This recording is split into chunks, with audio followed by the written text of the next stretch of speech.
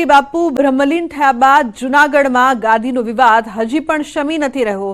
ભૂતનાથના મહંત મહેશગીરી બાપુએ જૂનાગઢ મનપાના પૂર્વ ડેપ્યુટી મેયર ગિરીશ કોટેચા વિરુદ્ધ ગંભીર આક્ષેપો કર્યા છે। ધાર્મિક જગ્યા પચાવી પાડી પૌરાણિક માયારામ આશ્રમમાં ખોટી રીતે ટ્રસ્ટી બની ગયા હોવાનો આક્ષેપ કર્યો। બાપુએ ચેરિટી કમિશનર પર પણ સવાલો ઉઠાવ્યા। સામેની તરફ ગિરીશ કોટેચાએ તમામ આક્ષેપોને ફગાવ્યા।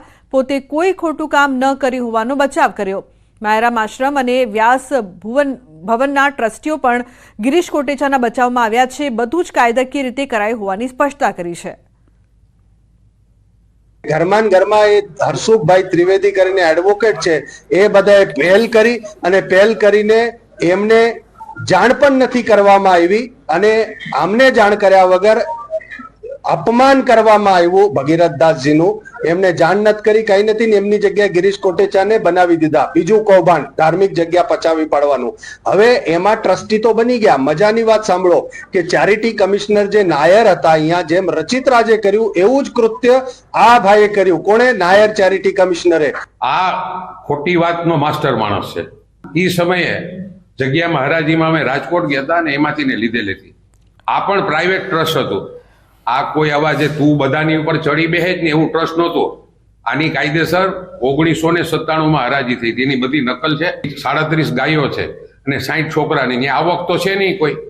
આના ખર્ચા ઉપાડવા માટે થઈ અને મનસુખભાઈને જે તે વખતે મને એમ કીધું કે ભાઈ ગિરીશભાઈ એવી પોઝિશન છે ખરાબ, તમે આવો ને ટ્રસ્ટીમાં। મેં એને પહેલા પણ ના પાડી હતી અને એ ટ્રસ્ટીનો એ લોકોએ સર્વાનુમતે મારો ઠરાવ કર્યો। એટલે મારા ફાધરે જે તે સમયે ગિરીશભાઈને જે તે સમયે ટ્રસ્ટી તરીકે લીધા હતા અને એ પારિવારિક સંબંધને કારણે જ આ બધું ટ્રસ્ટમાં ગિરીશભાઈ આવ્યા છે। અમે ટ્રસ્ટની અંદર કાયદેસર પ્રવૃત્તિ કરી, ઠરાવ પસાર કરી, ચેરિટીની મંજૂરી કરી અને વિધિથી પ્રોસિજર કરીને ગિરીશભાઈને લેવામાં આવેલ છે। કોઈના રાજીનામે નથી, કોઈ ગેરકાનૂની પ્રવૃત્તિ, કાયદા વિરુદ્ધ હું પોતે વકીલ હોઉં, કાયદાકીય વિરુદ્ધ કોઈ પ્રવૃત્તિ પણ તમને ચોમાસાના દ્રશ્યો જોવા હોય તો બનાસકાંઠા જિલ્લાના પાલનપુરના વેંચા ગામની સ્થિતિ જોઈ લો।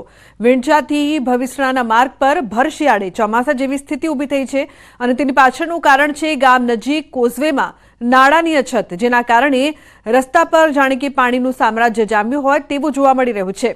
ગ્રામજનો આ ગંદા પાણીમાંથી પસાર થવા મજબૂર બન્યા છે। ગામ લોકોનું કહેવું છે કે છેલ્લા ઘણા સમયથી આવી સ્થિતિ છે। આ વિશે તેઓએ રજૂઆત પણ કરી છે, પરંતુ તેમની વાત તંત્રના બહેરા કાન સુધી નથી પહોંચી રહી।